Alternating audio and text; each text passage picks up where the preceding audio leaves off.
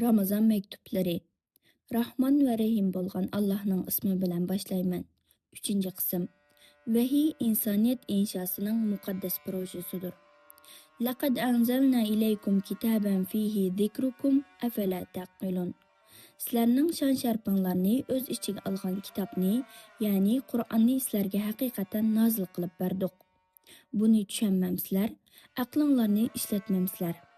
Anbiya surasi 10-oyat. Nima uchun bundaq bir jumla keldi? İnsan ko'p unutganlik uchun. Ko'pincha hollarda aqlini ishlatmaganlik uchun. Oyatdagi zikr kalimasi bir qancha ma'noga ega. Birinchi, yozilmagan narsani eslatish. Ikkinchi, unutilgan narsani eslatish. Uchinchi, yozilgan ammo usti o'rtilgan narsani eslatish. To'rtinchi, bor ammo texmo cho'nqur o'rinlashsin uchun eslatish. 5.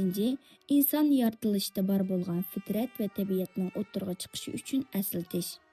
Bularning hammasi insonni yangidan qurib chiqish uchundir. Vahiyning bir insonni yangilash, yangidan qurib chiqish projesi ekanligi buning uchundir.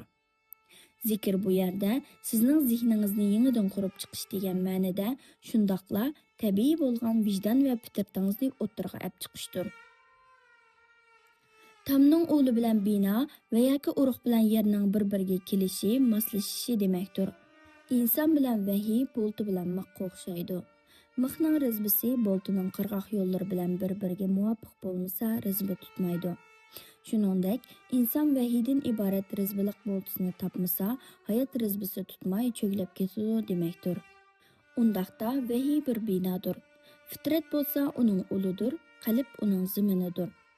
Qalblar Allohning zikri bilan aram topadi oyati buning shohididir. Fitratdan iborat ul bo'lsa, insonning ichidagi ilohiy formatdir. Bu inson ximirga qetib yug'urilgandir. Vahiy bo'lsa, inson qurilishining tamomlanishi uchun Alloh tarafidan berilgan usti qurilmadan iboratdir. Uning uchun fitrat vahiydan ayrilsa, inson binosi xarob bo'ladi. Agar fitrat vahiy bilan tepishsa, abadiy baxt saodat qo'lga keladi. İnsandaki yangilash ruhi barliqqa keladi. Chunki vahiy bir ruhdir. Bu ruh insonning ruhi bilan uchrashganida o bitmas tugmas bir malaki quvvat nur ustiga nur hosil qiladi. Undaqda u inson koinotga ilohiy nur bilan qaraydi. Ish izlarini qorong'ulik emas, nur ustiga qurgan bo'ladi. Qorong'uliklar bilan nur hech qachon o'xshash emas oyati buning shohididir. Biz bu Qur'onni barliq insoniyatni qorong'uliklardan nurga elib chiqish uchun sana nozil qildik. İbrahim 2-oyat. Bu oyat ham shohiddir. İlahiy nurni tutqa qilganlar shundaqla o'zlari va koinot bilan kelishib yashaydi. Koinotning xo'jayini ekanligini unutmaydi. Kashf qiladi. Natijada koinotning xo'jayini bo'ladi. Yer sharini yangidan qurib chiqadi va gullantirdi. Ana o yangilash va yangilanish uchun bir xarita lozim. Bu xarita proje dal Qur'ondir, ya'ni zikrdir. To'limi cho'nqur bir taraf bor. U bo'lsa-mu barliq samoviy vahiylarning zikr ismi bilan atalshidir. Demakki, har payg'ambar bir oqartquchi, yangilg'uchi bo'lgani uchun ular bilan kelgan samoviy vahiylarning hammasi yangilash, yangidan qurib chiqish xususiyatiga ega. Oyatning oxirgi jumlasi: "Ey insonlar, nimishqa aqlinglarni ishlatmaysizlar" degan ibora bilan tamomlanishi ajoyib cho'nqur ma'noga ega. Chunki inson to'la hollarda o'z aqlini, irodasini ijaraga beradigan ishlar mavjud. Demak, ey insonlik, o'zingizning bashariyat binosidan iborat buyuk binosini Allohning xaritasiga topshiramsiz yoki shaytonning xaritasiga ko'ra qurib chiqamsiz? Dal bu sizning aql irodangiz va vijdoningizga bog'liq demakda. Undaqda biz zulmat emas, yo'riqlik, yolg'on emas, rost, xurofat emas, haqiqat, safsata emas, ma'noga berilishimiz kerak. Chunki ma'no demak Alloh demakdir. Biz qozi emas, muallim, sohib emas, shohid bo'lishimiz kerak. Chunki har narsaning sohibi Allohdir. Mulklar Allohga mansubdir oyati buning dalilidir. Undaqda biz har narsaning sohibi emas, talibmiz. Avval o'zgini emas, o'zimizni hisobga tortishimiz kerak. Har narsani har kuni yangidan o'rganishimiz kerak. Çünkü zaman her minut, her sekund ögünüş arqılıq yanılanmaqda. Ögənməslik ölməkdir. Ölüklər ögənməydi. İnsan ögənməgəşkə özgərməydi. Tiriklik ögünüş bilen buludu. İnsan ögünüp özgürüdü. Ögənmək demək yeni insan bolmaq deməkdir. Özgərmegənni ölük deyilidi. Başqa bir mənadan etsaq, ögənmək ən səmimi tövbinin ismidir. Ögəngan insan tonuydu, tonuğan insan tövbe qılıdı. Şundaqla ögənmək aqlning tövbisidir. İnsan bilgəndila hər işqa, nimishqa və nimi üçün deyələydi və cavabını həm berələydi. Sünnetullahqa, Allah'ın kainat kanuniyetlerine işiniş ve onu ögünüş lazım.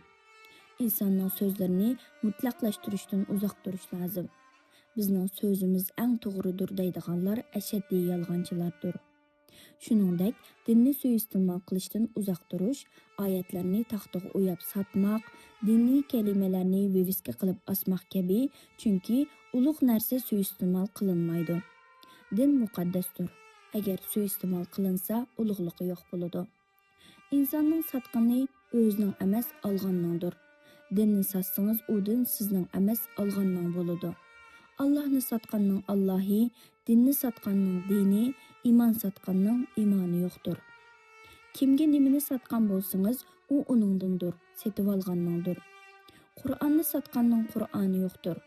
Uning uchun bularni satqanlarni ko'rsangiz, shaytondan qochgandan tezroq uzoqroq ketishingiz lozim. Payg'ambarni Allohning tunutqandek tunish va uningga rozi bo'lish lozim. Yalğanni din qilib olganlar muzdan bino yasaganga o'xshaydi. Undaqlarning quyosh bilan xo'shi yo'q. Agar quyoshga kuchlari yetgan bo'lsa, put-qo'lidan zanjir kishanlar bilan bog'lab turmaga solayotgan bo'ladi. Chunki quyosh o'ttirga chiqsa, qordan yasalgan binolari erib tugaydi-da. Uning uchun Alloh Qalam surasida yolg'onchilarga itoat qilma dedi. Bir emas, bir qancha o'rinda yolg'onchilarning holiga voy, ularga veylun bo'lsin dedi.